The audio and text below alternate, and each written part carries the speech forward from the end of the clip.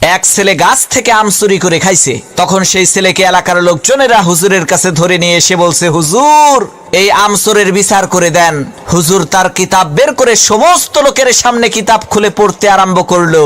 যে চুরি করে খাইছে আম তাকে দিতে হবে তার দাম, দাম না দিলে তার পিঠের উপরে কিল পড়বে ধাম ধাম।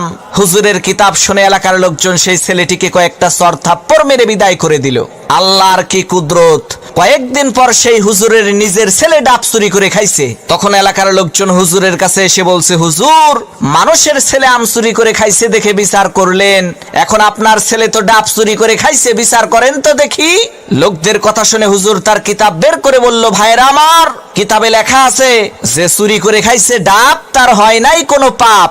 তখন এলাকার লোকজন বলল, হুজুর বুঝলাম ডাব খাইলে পাপ নাই, কিন্তু আপনার ছেলে তো একেবারে পাকা জোনা খাইছে। হুজুর তখন কিতাব থেকে পড়লো, যে খাইলো জোনা তার নাই কোনো গুনাহ। এলাকার লোকজন বলল, হুজুর ডাব খাইলে পাপ নাই, জোনা খাইলে গুনাহ নাই মানলাম, কিন্তু আপনার ছেলে তো নারিকেল খাইছে। তখন হুজুর তার কিতাব থেকে পড়লো, যে নারিকেল খাইছে চুরি কইরা, তোমরা সবাই মুড়ি দাও তার হাত ধইরা, কারণ সে চুরি করে খাইছে নারিকেল, এর মানে একেবারে পরিষ্কার তার দেল।